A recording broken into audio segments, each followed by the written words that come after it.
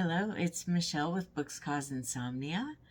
I am here, well, it's this evening here, but I am here to do a new book tag. I'm doing the philosophical book tag, which was created by Brandon at Brandon's Bookshelf. I will put a link to his video with him doing the original tag down in the description box. Number 1, what's most important? A good character, plot, or message? For me, it's all about the message. Not that the other things aren't important, but something in the book has to stick with me for me to think that it's a really good book.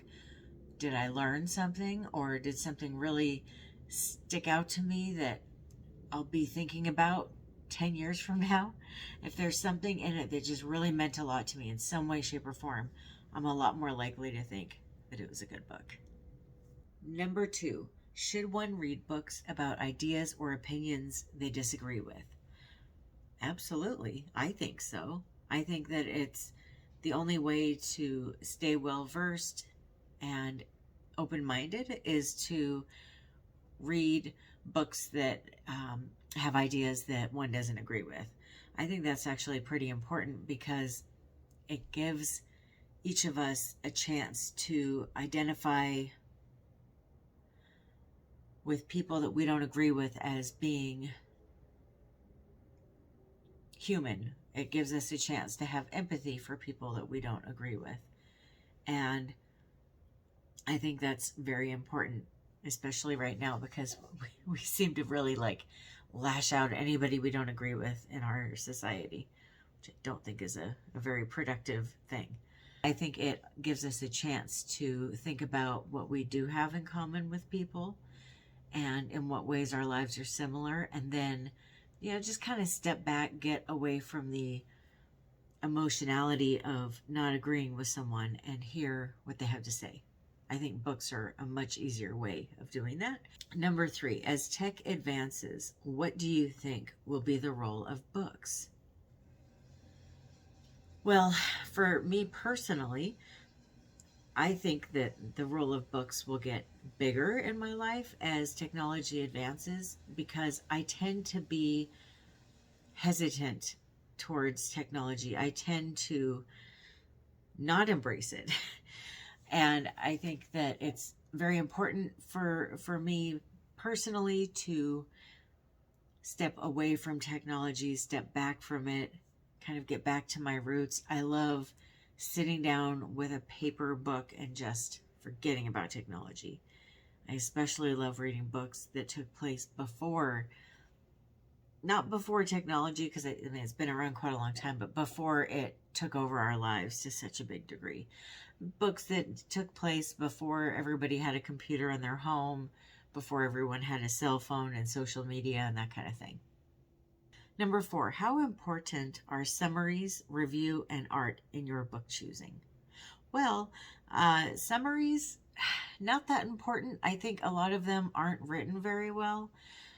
Reviews, not that important. I think a lot of them aren't written very well. I think a lot of reviews actually just summarize the book. Nancy Drew is at it again, and then it just describes the book, and then that's it. And it's like, okay, I wanted to know what you thought of the book. Did you like it? Why? Did you not like it? Why? But I've noticed more and more reviews are just book summaries. As far as art goes, I don't know if I should take that literally. If I'm buying an art book, the art in the book is excessively important. Like, it's everything. The quality of the photos and what artworks are pictured and why, and what kind of art book it is. Is it going into art history, or the history of the artist, or the history of the artwork? If they don't mean it literally, if it means maybe the cover of a book, I find the cover of a book to be, a book doesn't have to have a good cover, but if it has a cover that I find enticing, I'm a lot more likely to pick it up and maybe even want to read it. Now, sometimes that's worked out really well for me, and sometimes not so much. Number 5, should one ever skim or scan a book? I mean, I'm guilty of doing that in college with textbooks. If that's what's meant by that, sure, I don't see the harm. You're just skimming and highlighting and figuring out what's going to be on your next exam or something. But if you're reading a book for pleasure, I don't know why you would skim it, unless maybe you don't like the writing, and maybe there's a 15-page breakdown of what someone's stairs look like or something. I could see skimming through it after a while. How many more ways do you have to describe steps? Number 6, should reading always be enjoyable? No, I don't think so. There's a lot of books that I've had a hard time reading that ended up being very healing and soothing and cathartic. And I think that if I hadn't continued down that path, I wouldn't have had the healing that came from it. Therefore, I don't think that a book has to be enjoyable to be read. Number 7, is it important to be well read? I think, well, define well read. What does well read mean? I don't know. I think everybody has a different definition of that. Some people might mean that a person has read at least 20 classical literature novels in their life. Other people might say, oh, I'm well read, but I don't read classical literature. So I don't know. Depends on what the person's definition of well read is. I think it's a nice way to learn new things and to stay open-minded and to keep your brain functioning. To me, reading is exercise for the brain, so I think it's very important to read to keep that creativity and those kinds of thought processes happening. But as far as, I think putting a label on what is or isn't well read might stop some people from reading. Maybe somebody just wants to read R.L. Stine books their entire life and they really enjoy them and that's all they want to read. Is that a bad thing? At least they're reading. At least they're getting that mental time out and enjoying books and getting excited about books and having fun with their hobby. But there might be some people that wouldn't consider that well read. So I guess no, maybe you don't have to be well read. Number 8, what is your book buying process? My book buying process is very different now, especially now that I have a BookTube channel.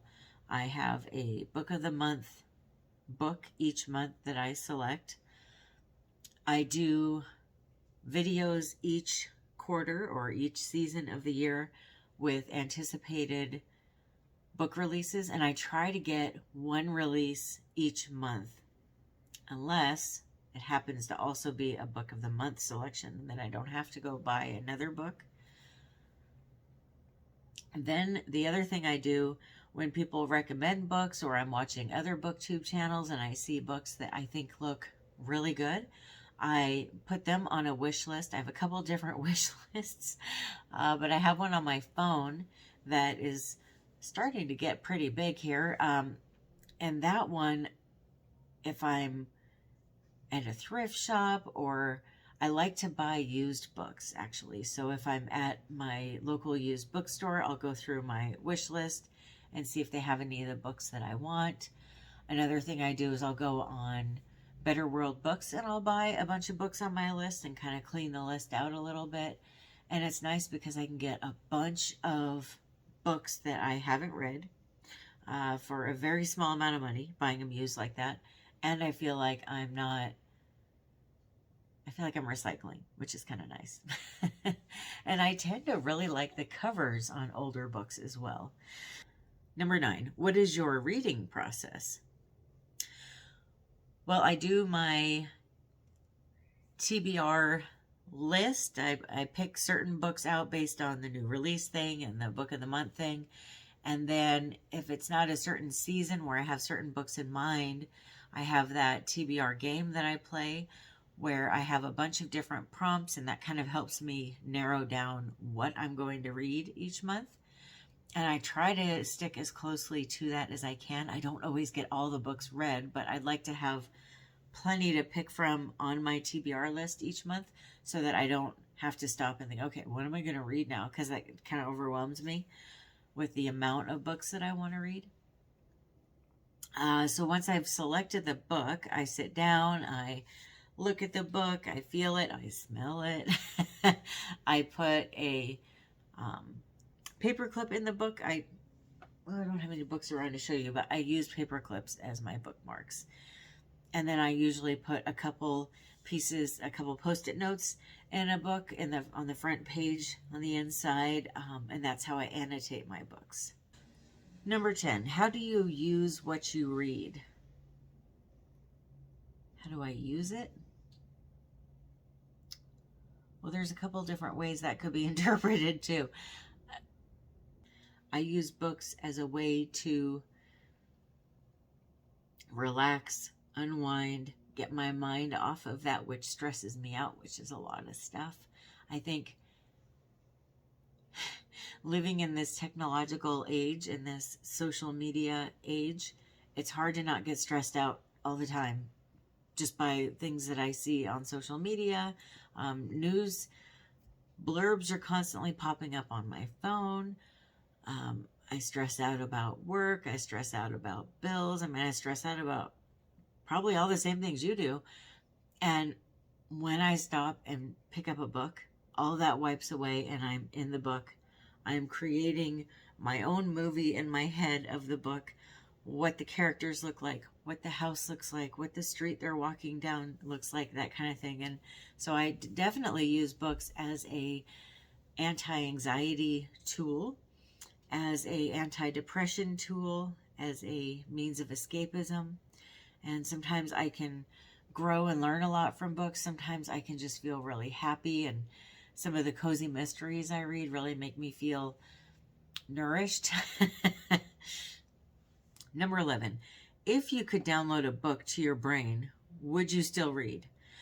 Yeah, I don't think I would download a book to my brain. I love the feel of picking up a book, holding it in my hands, feeling the weight of it, smelling the book, touching the pages, looking at the font as I'm reading. Like, I want that book in my hands. It's very important to me.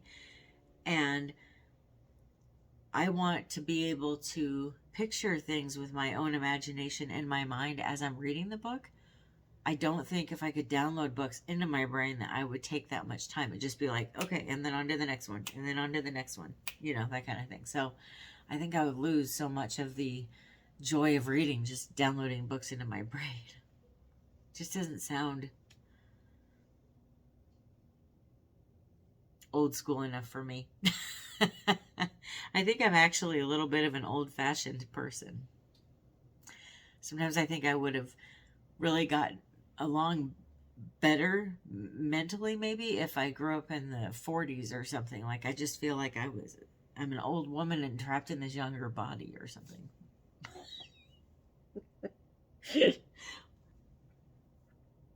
I even love the sound of the pages turning when I'm reading a book. I know, I'm weird. Number 12, what are your views on rereading a book? Oh, I am down with rereading a book. I have reread quite a few books multiple times. I love doing that. I think it's very important, especially after a bunch of time has gone by, maybe at least 5 years. It's nice to revisit a book and see if it still means the same thing to me, which most of the time it does not. If I were to underline different passages, for example, or take notes on the different passages, most of the time the passages that I would love 5, 10, 15 years later are not the same passages that I would have loved the first time around, because luckily I'm constantly evolving and growing and maturing and all that. I definitely think it's worth rereading books. Number 13, what makes a book good? Well, I as I mentioned before, I really like a book that has a good meaning, a book that stands out to me in some kind of way, a book where maybe I've learned something or healed in some way, or books that provide that mental nourishment that I need, that cozy, warm feeling. But one big thing that makes a book good for me is the five senses. I want to feel like I'm in the book. So I want to know, not over the top, but I want to know when somebody steps outside and it just started raining for the first time in 6 months, what does it smell like? What does it look like? Is the ground slippery? I want to know the five senses that go into stepping outside of the protagonist stepping outside of their front door when it's raining. Is it, what time of day is it? That kind of thing. I love that. I love details because I can picture it better. I love a good storyline. I also love suspense. If I'm feeling like I have to find out what happens, I love that feeling. Also, if I have to feel like I have to find out what already happened, like it's a mystery, that I like as well. I definitely like feeling like I'm being kept on my toes. What makes a book bad? Well, no character development or very little. I can't stand that. I don't know what it is. I need to know. Does somebody drink coffee? What kind of coffee do they drink? Do they drink it black? Do they put a bunch of sugar in it? Do they put sugar and creamer in it? I need to know these things. I can't explain why, but I do. I have to know that kind of stuff. I want to know a lot about a character. And there's certain authors that don't give any information about a character, and I just can't stand that. It drives me nuts. It feels like I'm reading about a robot, not a person. I don't like it when there's too many characters in a book. That gets overwhelming really quick. If there's 25 characters that are introduced in the beginning of a book and 15 of them have nothing to do with the storyline, I've seen that a lot in books and it drives me bonkers. Yeah. I also don't like it when there's all these storylines that are brought up and I get kind of invested in them and I'm taking notes because, I annotate and I'm thinking, oh, yeah, so what was it that made this person do this? Or what's the big secret? Give me the big reveal, And then I'm reading the book and it never gets mentioned. It's like, I feel like I'm being teased or taunted and then all of a sudden it's just never mentioned again. I hate that. That will make me knock my rating down quite a bit if there's something like that in there. Number 15, how do you feel about not finishing a book? I feel good about it. I feel really good about it. If I don't like a book, I'm not going to waste my time on it. I only have so much time here in this life, and I don't want to spend any more of it wasted than I already have to. I feel like I spend so much time waiting in lines places and working and, so much time that I'm sure one day I'll look back and think, wow, you wasted a lot of time at work in your life or a lot of time waiting in lines or that kind of stuff. I just don't want to waste any more time than I already have to. Number 16, should the author's personal life matter at all? Well, depends on who, what, when, where, why. What I mean by that is, if you take a Weinstein kind of situation, I'm not going to read his books if he wrote any, which I don't think he did, but let's just say he did. I wouldn't read anything by him. That's pretty egregious, what he did and the kind of person that he... Is he still alive? Yes. Okay, and the kind of person that he is. I'm not going to read that. Another time where I'm really not going to cancel someone is, or cancel reading their books, is if they didn't live in my day and age. I'm not going to cancel books by an author from the 1700s for not having the same views that I do. I mean, I want to read views that are different than mine anyway, but especially when it's somebody from way in the past. I mean, they had a very different culture, different things were acceptable. I don't think it's fair to judge them, and I think sometimes we can really learn a lot about how we've come in different ways, or maybe we've gone too far in certain ways or whatever. I think there's a lot that can be learned from writings from the past. Number 17. If you could only read one genre for the rest of time, what would it be? Well, one genre? Probably mystery. I love mysteries. I think that they're beautiful and wonderful and amazing.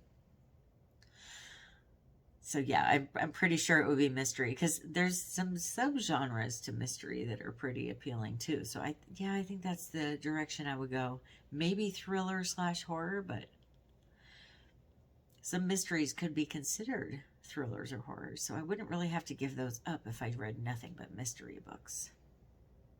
Number 18. Do you ever read a book without knowing anything about it? Yes, I do. Absolutely. I actually am reading one right now that I really didn't know anything about when I picked it up. I liked the cover. I knew that it was a cozy mystery. I knew that it had to do with the holidays and a Santa Claus being poisoned. And I thought, okay, well, just sign me up. I'm just going to read it. And I've come across some very good books that way, just saying, okay, it's a genre I like. It's the kind of theme I'm looking for. I'm just going to dive right in. Number 19. What author, genre, series, or culture can you just not get into, and why? I have really had a hard time with Charles Dickens. I just have a hard time enjoying his books. It's not that I don't understand the words, or I mean, I don't always understand the words, but I don't mind looking words up if I don't know what they mean. It just enhances my vocabulary, right? But there's something about his writing that I just find so excessively dry. It's really hard to read.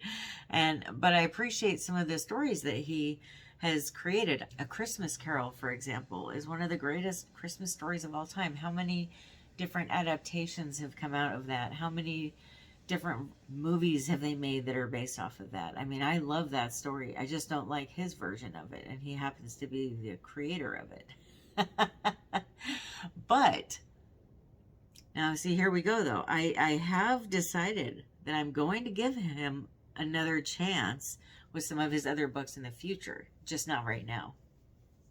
I'm hoping that maybe in the future I'll feel differently than I did last year reading A Christmas Carol.